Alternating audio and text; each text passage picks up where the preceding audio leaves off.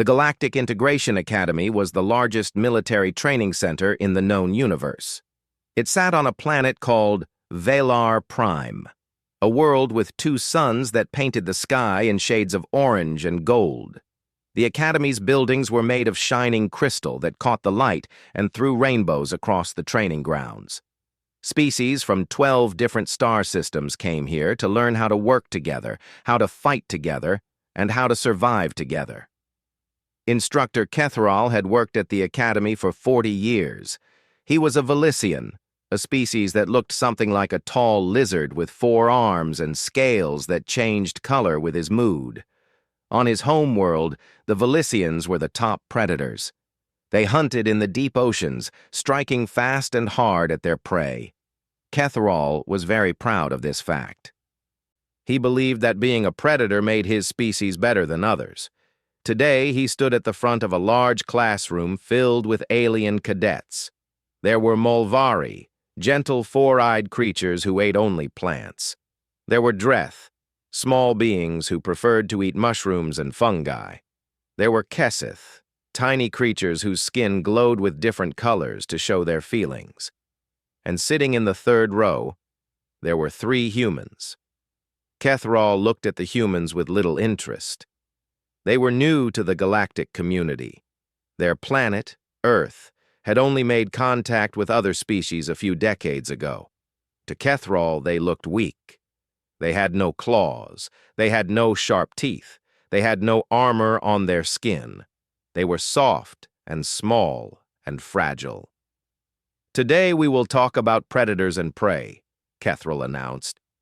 His voice was a series of clicks and hisses, but the translator chip in his throat turned it into words everyone could understand. Every species falls into one of these categories. This determines how useful you will be in survival situations. He pressed a button, and a holographic display appeared in the air. It showed pictures of different species with labels next to them. The Molvari were marked as herbivores. The Dreth were marked as omnivores. The Velicians were marked as apex predators, and Keithall smiled when he saw this. Then the display showed the humans. The label said omnivores with a note underneath, evolved as persistence predators. Keithall let out a loud laugh. His scales turned a shade of blue that meant he found something very funny. "Look at this," he said to the class. "The humans are listed as persistence predators. Do you know what that means?" The other aliens shook their heads. "It means they did not hunt like real predators," Keithall explained. "They did not chase their prey and catch it. They did not ambush it or overpower it. No, the humans would simply follow an animal and walk behind it. They would walk and walk and walk until the animal was so tired it fell down.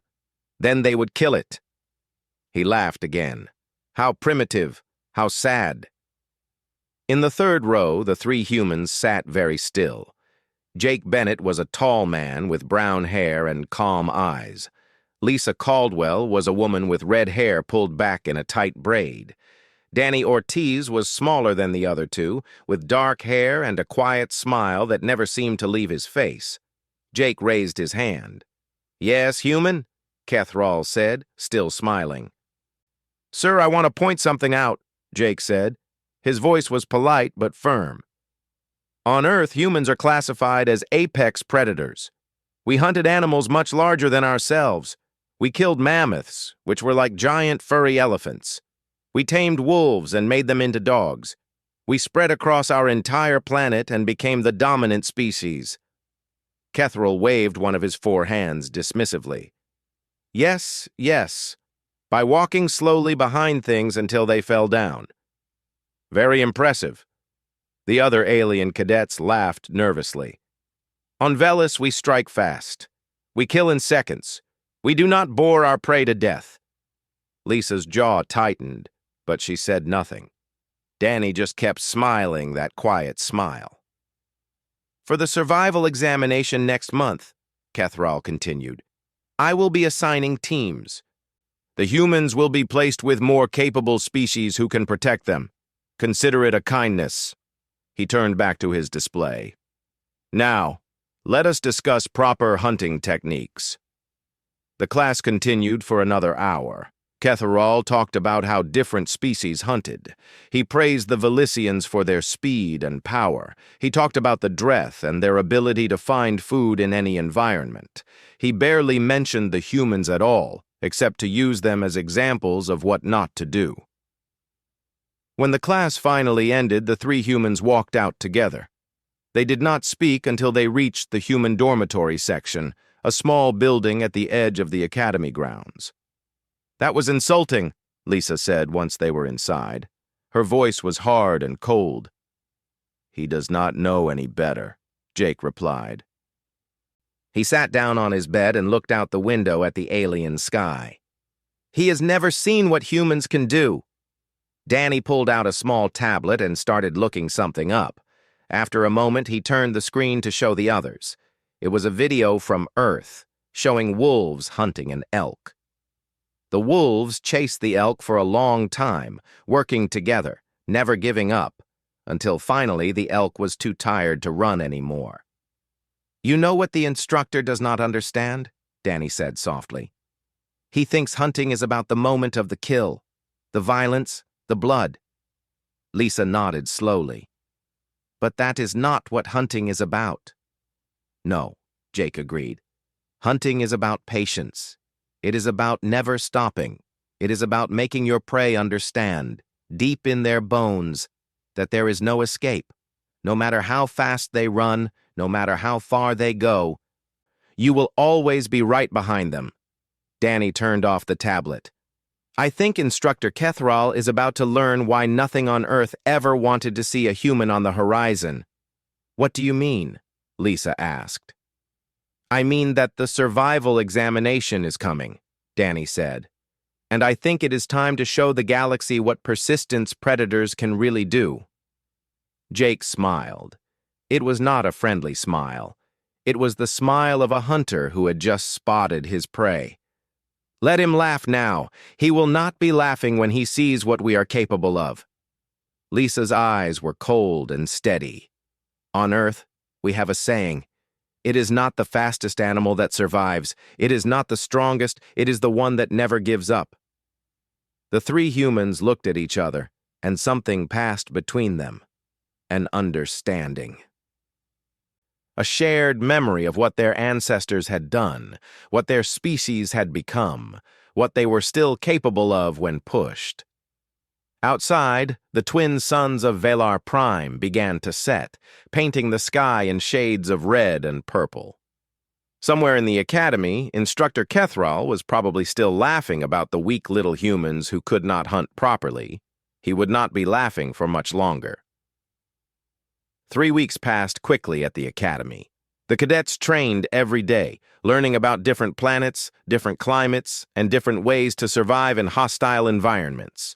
Instructor Keithall continued to mock the humans whenever he got the chance.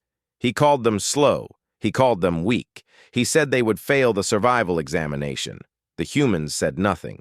They trained harder than anyone else. They ran in the mornings when the other cadets were still sleeping. They studied the local wildlife until they knew every creature on the training list. They practiced making tools from sticks and stones, skills their ancestors had used thousands of years ago. The other alien cadets began to notice. They watched the humans with growing curiosity.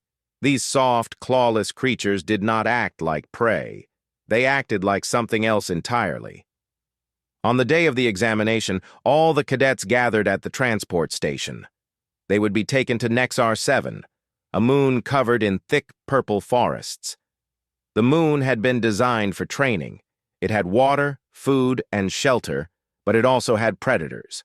The cadets would have to survive for 5 days, find a hidden beacon, and signal for pickup. Keithall stood before the assembled cadets, his scales bright with excitement. "I have assigned your teams personally," he announced. "Remember, the goal is survival. Work together, use your strengths, and do not get caught by the stalkers." The stalkers were the main predators on Nexar 7. They looked like large cats with 6 legs and special sensors on their faces that could detect body heat. They were fast and dangerous. Getting caught by one meant instant failure. Keithall read out the team assignments. Jake Bennett was placed with 2 Mulvari herbivores named Keela and Vaughn, and a nervous dreth named Pip. Lisa Caldwell was assigned to a team of 3 Keseth, the small glowing creatures who hated violence. Danny Ortiz was placed on Keithall's own observation team, where the instructor could watch him fail up close. "I expect the humans to struggle," Keithall said with a smile. "Please try not to slow down your teammates too much." The transport ships took off and scattered the teams across Nexar 7. Jake's team landed in a valley filled with tall purple trees and thick bushes. The air smelled strange, like metal and flowers mixed together. The 2 Mulvari immediately started looking at the plants, trying to find something safe to eat. "We should make a camp here," Keela said. Her 4 eyes scanned the forest nervously. "Find water, gather food, stay hidden." Jake shook his head. "No, we move." "Move where?" Vaughn asked. "The beacon could be anywhere on this moon." "Then we find it." Jake crouched down and looked at the ground. There were marks in the soft dirt, impressions left by something heavy. He touched one of the prints and studied it carefully. "Something large came through here, several somethings. They are heading northeast, probably toward water. The beacon will be near resources. We follow the trail." Pip the Dreth made a scared sound. "You want us to follow predators? That is crazy." Jake stood up slowly. Something in his eyes made the aliens step back without meaning to. It was a look they had never seen before. A look that was calm and cold and very, very patient. "On my world," Jake said quietly, "we have a saying. If you want to find the best hunting grounds, follow the hunters. If you want to survive, become the thing they fear." He started walking northeast. The others looked at each other, uncertain and afraid. But something about Jake made them follow. They did not understand it. But they felt safer walking behind this strange human than they did standing still. Far across the moon, Lisa faced a different problem. The 3 Keseth on her team were named Liz, Tom, and Vera. They were gentle creatures who believed all life was sacred. They would not eat meat. They would not hurt any living thing. They flickered with frightened colors whenever they heard a noise in the forest. "We need to find food," Lisa said. They had found a small stream, and she could see fish-like creatures swimming in the clear water. "There is protein in this water. We should catch some." The Keseth pulsed orange with discomfort. "We cannot eat other creatures," Liz said. "It is against everything we believe." Lisa did not argue. She simply picked up a long stick from the ground and began sharpening one end against a rock. The Keseth watched her work, their lights flickering with confusion and growing fear. "What are you doing?" Tom asked. "Making a tool," Lisa replied. She did not explain further. When the spear was ready, Lisa waded into the stream. The water was cold, but she ignored it. She stood very still, watching the fish swim past her legs. The Keseth watched from the bank, their bodies cycling through colors they had no names for. Lisa moved suddenly, faster than the Keseth had ever seen anyone move. The spear shot down into the water. When she pulled it back up, a fish was stuck on the end, still wiggling. She caught 6 fish in 20 minutes. Then she carried them to the bank and began cleaning them with quick, practiced movements. The Keseth huddled together on the other side of the clearing, watching with wide eyes as Lisa removed the insides of the fish and prepared them for cooking. "Where did you learn to do that?" Vera asked. Her voice was barely a whisper. "My grandfather taught me," Lisa said without looking up. "We used to go camping in the mountains when I was young. He showed me how to hunt, how to fish, how to survive." She started building a fire using 2 sticks and dried grass. "These skills are very old. Humans have been doing this for 100,000 years." The fire caught, and Lisa began cooking the fish over the flames. The smell filled the clearing. It was a good smell, a warm smell, and the Keseth found themselves moving closer to the fire despite their fear. "You killed those creatures," Liz said quietly. "Does it not bother you?" Lisa finally looked up. Her eyes were not cruel, but they were not soft either. "Everything dies," she said simply. "The fish would have been eaten by something else if I had not caught them. At least this way, their deaths serve a purpose. They keep us alive." She held out a piece of cooked fish to Liz. "You do not have to eat it. But you should know that your body needs protein to stay strong. Without it, you will grow weak. And when the stalkers come, weak creatures die first." Liz stared at the fish for a long moment. Then slowly she reached out and took it. The other Kesseth watched in shock as Liz raised the meat to her mouth and took a small bite. Tears ran down her glowing face as she chewed and swallowed. Vera and Tom rushed to comfort her, their lights pulsing with distress. But Lisa noticed something else. Despite their fear, despite their horror, the Kesseth did not leave. They stayed close to her fire, close to her spear, close to the strange predator who wore such soft skin but moved with such terrible purpose. They were beginning to understand why humans had conquered their world. Danny Ortiz was not supposed to be part of the survival examination.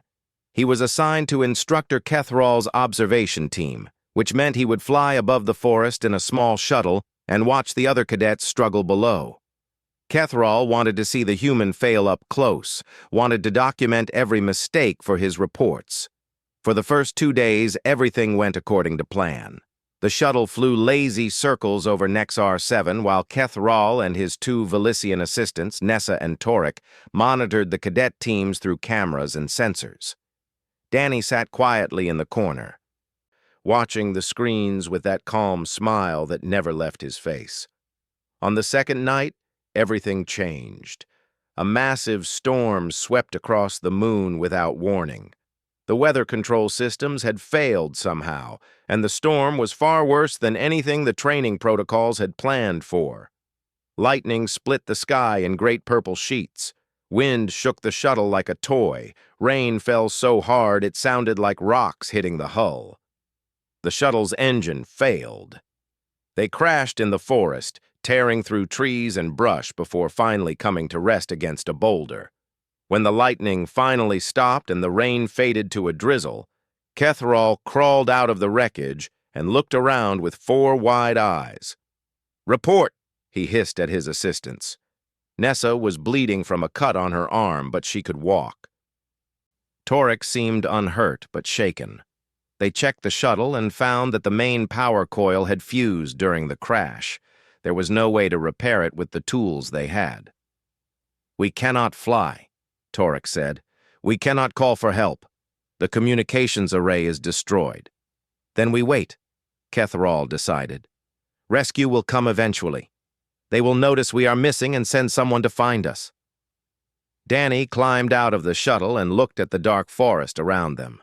His uniform was torn and dirty, but he seemed completely calm.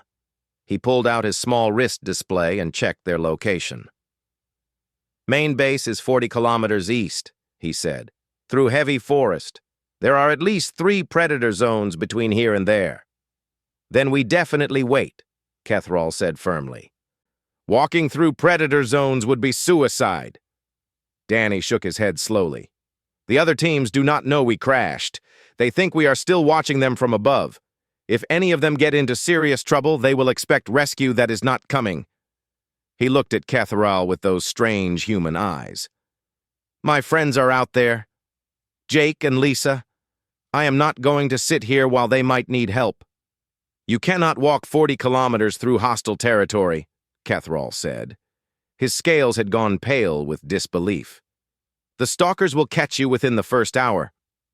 "Maybe," Danny said. "Maybe not." He began gathering supplies from the crashed shuttle. Water purification tablets, a thin emergency blanket that could serve as a rain cover, a length of wire, a small knife. He packed everything into a small bag and slung it over his shoulder. "What are you doing?" Nessa asked. "I am walking 40 kilometers through hostile territory." Danny looked at the instructor. "You can wait if you want, but I am leaving now." He turned and started walking east. Keithall watched him go, his scales flickering through colors that showed confusion, anger, and something he did not want to admit was fear. His assistants looked at each other nervously. "We cannot let the human die alone," Torek said quietly. "It would cause problems with the human government, diplomatic incidents, bad publicity." Keithall snarled, but he knew his assistant was right. With great reluctance, he gathered his own supplies and followed the human into the forest. Nessa and Torek came behind him, their movements slow and uncertain in the dark. They walked for 3 hours before Keithall demanded they stop and rest. His legs were burning. His scales felt dry and uncomfortable. He was used to short bursts of activity followed by long periods of recovery. This constant walking was torture. Danny had not even broken a sweat. He stood waiting for them, his breathing slow and steady, his face calm. "How are you not tired?" Keithall demanded. "This is nothing," Danny said simply. "On Earth, my grandmother used to run marathons, 42 kilometers. She did it for fun."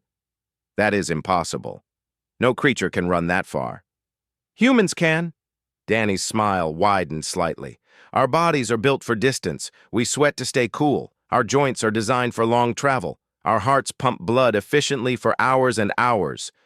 We are not the fastest creatures on our planet, but we can outlast anything." They continued walking. At kilometer 15, they reached the edge of a predator zone. Danny stopped and studied the forest ahead. Even in the dim moonlight, he could see the signs: claw marks on trees, disturbed earth, the faint smell of musk. "Stalkers," he said quietly. "At least 4 of them in there." "We go around," Keithall said immediately. "There must be another path. Going around would add 6 hours to our journey. We do not have that time." Danny pulled out his small knife and checked the edge. "We go through." "Through?" Nessa's voice cracked with fear. "They will see us. They will chase us." "Yes," Danny agreed. "They will." "Then how do we survive?" Danny looked at her, and something in his expression made her scales go cold. "Do you know what persistence hunting is?" "It is what Instructor Keithall mocked," Nessa said. "Following prey until it collapses." "Yes, but it works both ways." Danny started walking toward the predator zone. "The stalkers are faster than us. They are stronger than us. But they cannot match our endurance. They sprint and rest, sprint and rest. We just keep moving." "You want to let them chase us?" Keithall could not believe what he was hearing. "I want them to try." Danny's voice was soft, almost gentle. "And when they are too tired to run anymore, when their legs give out and their hearts cannot take any more, we will still be walking. That is what persistence predators do, Instructor. We do not need to be fast. We just need to never ever stop." He entered the predator zone. After a long moment, the Velicians followed. The first stalker found them 20 minutes later. It came out of the darkness like a nightmare, 6 legs churning, heat-sensing pits fixed on their body warmth. It was huge, twice the size of Danny, with teeth like curved knives. "Run," Danny said calmly. "Not fast, just steady. Keep moving. Do not stop no matter what." They ran. The stalker chased, and it began. Jake's team reached the beacon site on day 3. They had walked for almost 70 kilometers through the forest. They had crossed 2 predator zones and waded through a swamp that came up to their chests. The 2 Molvari and the little Dreth were exhausted, their bodies pushed beyond anything they had ever experienced before. But they were alive, and they had learned things about humans that no textbook could ever teach. On the second night, a stalker had found their trail. It followed them through the darkness, a shadow with 6 legs and hungry eyes. The Molvari had wanted to hide. The Dreth had wanted to climb a tree. But Jake had kept walking, his pace never changing, his breathing never quickening.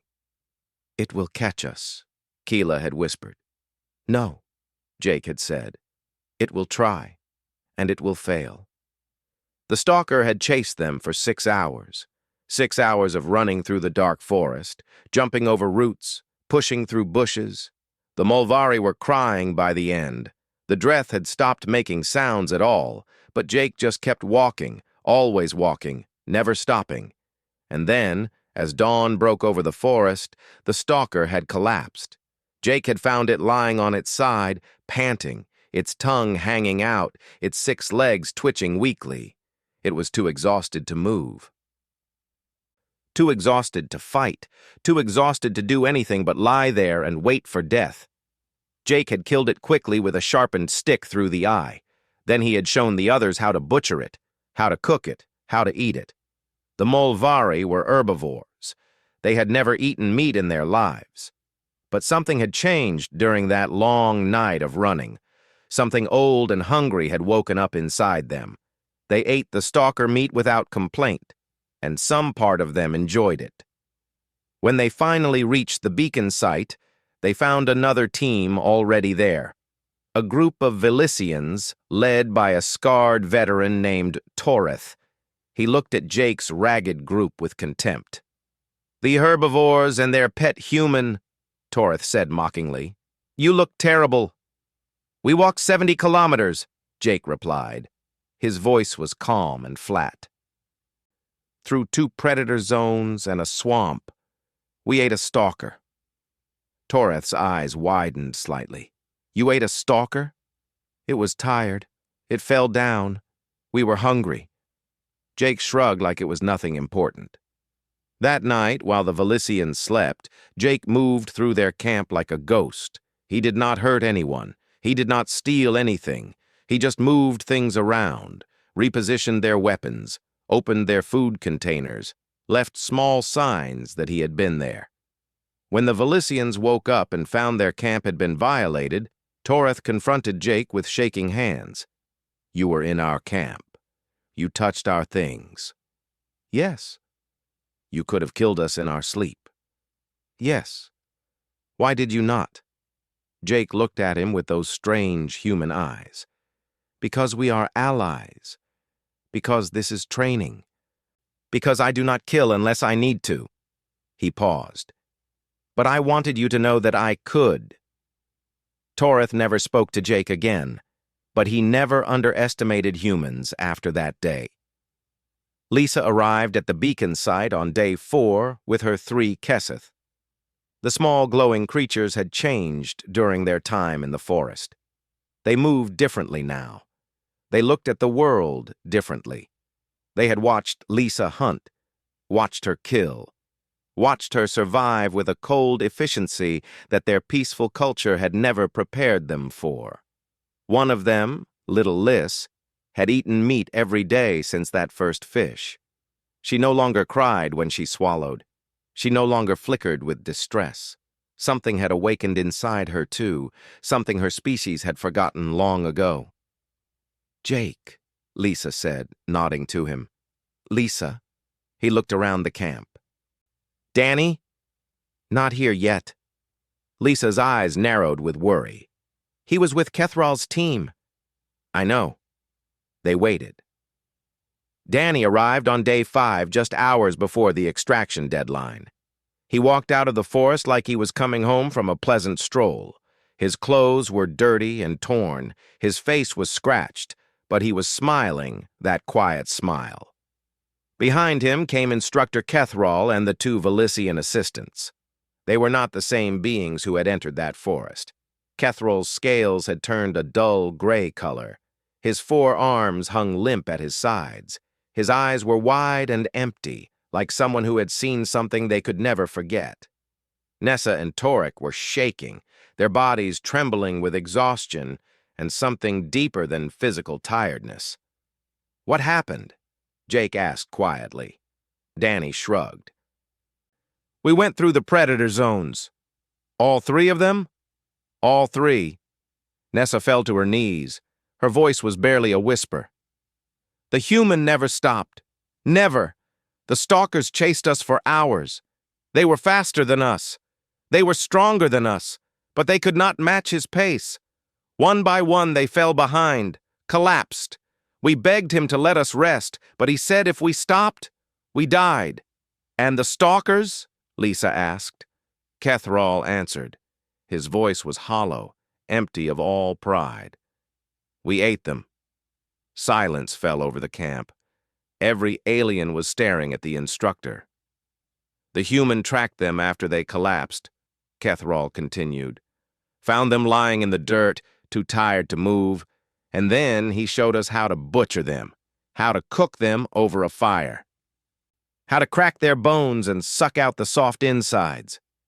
His scales flickered with colors that had no name in any language. He cleaned every bone until it was white and shining in the firelight. Then he smiled and asked if we wanted more. Danny's smile had not changed. We were hungry. There was food. It seemed wasteful to leave it. Keithall looked at him with an expression that mixed terror and something that might have been awe. You hunted the hunters. You killed the killers. You ate the eaters.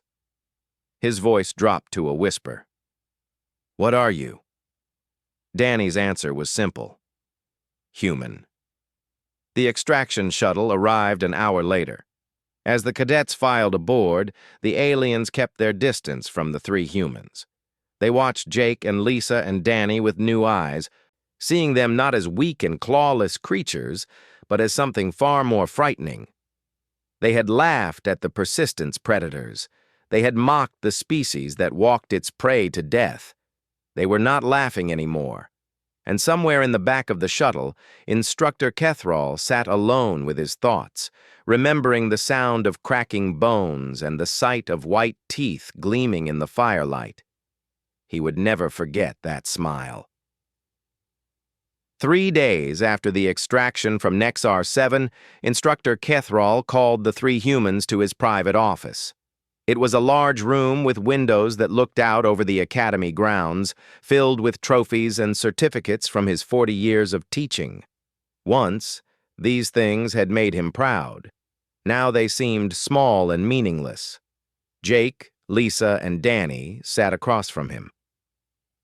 They were clean and rested, wearing fresh Academy uniforms.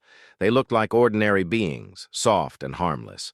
But Keithall knew better now. He had seen what lay beneath that soft skin. I asked you here because I owe you something, Keithall began. His translator struggled with the words because Velicians rarely said what he was about to say. I owe you an apology. The humans said nothing. They just watched him with those calm, patient eyes. I underestimated your species, Keithall continued. I looked at you and saw creatures without claws, without fangs, without armor. I thought this meant you were weak. I thought this meant you were prey. He paused, his scales flickering with shame. I was wrong. What changed your mind? Jake asked. His voice was polite but not warm. The forest changed my mind. Keithall leaned back in his chair, his forearms folding across his chest. I have spent the last 3 days studying your species. I read about your history, your evolution, your wars and your hunting, and your endless capacity for survival. He looked at Danny with those wide alien eyes. I read about persistence hunting, how your ancestors would track an animal for days, walking and walking under the hot sun while the animal ran until its heart gave out. I thought it was primitive when I first heard about it. Inefficient, the method of a species too weak to kill properly. And now? Lisa asked. Now I understand it was something far more terrible. Keithall's voice dropped low. You did not need to be fast. You did not need to be strong. You just needed to be patient. You just needed to never give up. The prey could run as fast as it wanted, hide wherever it wanted, fight as hard as it wanted.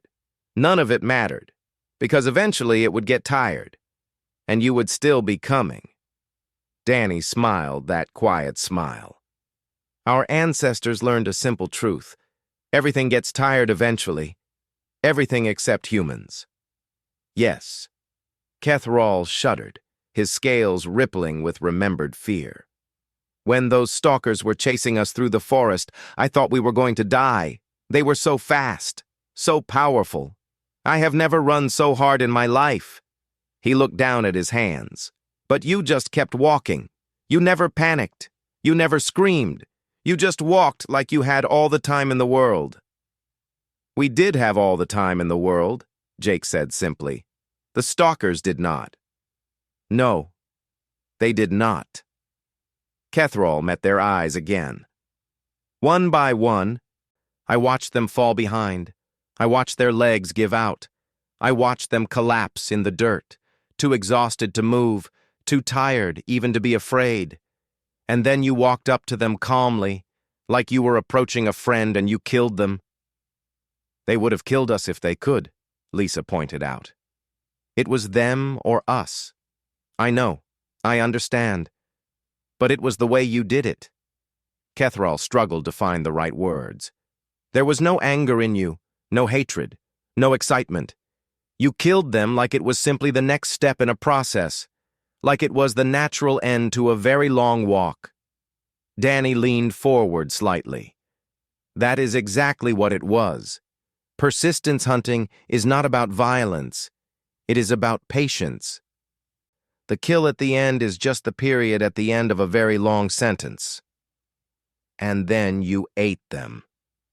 Keithall's voice was barely above a whisper. You built a fire and cooked their flesh and cracked their bones for the marrow inside. You made me eat them too. You needed the energy, Danny said. We still had a long way to go. I know. You were right. The meat gave us strength to continue, but watching you clean those bones. Keithall trailed off, his scales going pale with the memory. You were so thorough, so efficient. There was nothing left when you were finished, just white bones gleaming in the firelight. Waste not, want not, Lisa said. That is another human saying. Keithall was silent for a long moment. When he spoke again, his voice was different, softer, almost respectful. I have taught survival courses for 40 years. I have trained cadets from 100 different species. I have faced predators on a dozen worlds. I have never been afraid of any of them. He looked at each human in turn. I am afraid of humans. Danny's smile did not waver. That is probably wise. But I am also grateful. Keithall rose from his chair, his 4 arms spreading wide in a gesture of formal Velician respect. You saved my life on that moon, Danny Ortiz. You could have left me behind. You could have walked away and let me die. Any other species would have. But you did not. You were part of my team, Danny said simply. That meant something to me. Even after I insulted you? After I mocked your species in front of the whole class? Especially after that. Danny stood and extended his hand in the human gesture of friendship. You made a mistake. You learned from it. That is all any of us can do. Keithall looked at the offered hand for a long moment. Then, slowly, he reached out with one of his 4 arms and took it. The human's grip was warm and firm, the grip of a predator who had chosen not to kill. What will you do now? Keithall asked. Your performance on Nexar 7 has made you famous among the cadets. Many species are requesting human partners for their survival teams. Jake laughed softly. We will keep training, keep learning, keep showing the galaxy what humans can do. And what is that exactly? The 3 humans looked at each other, and something passed between them. A shared understanding, a connection that went back thousands of years to the first human who stood up on 2 legs and started walking toward the horizon. We endure, Lisa said finally. No matter what the universe throws at us, we endure. We adapt, we overcome, we keep walking when everyone else has stopped. Even when we should give up, Danny added quietly. Especially when we should give up. Keithall nodded slowly. He had taught many lessons in his long career, but today he had learned one that he would never forget. Never laugh at a human, because the human will still be walking long after you have fallen. They will remember every insult, every mockery, every moment of disrespect. And when you finally collapse from exhaustion, when your legs give out and your heart cannot take any more. They will be standing over you with that calm, patient smile, and they will clean your bones until they gleam white in the light. Not out of cruelty, not out of revenge, simply because that is what humans do. They endure. They persist. They survive. And nothing in the galaxy can stop them.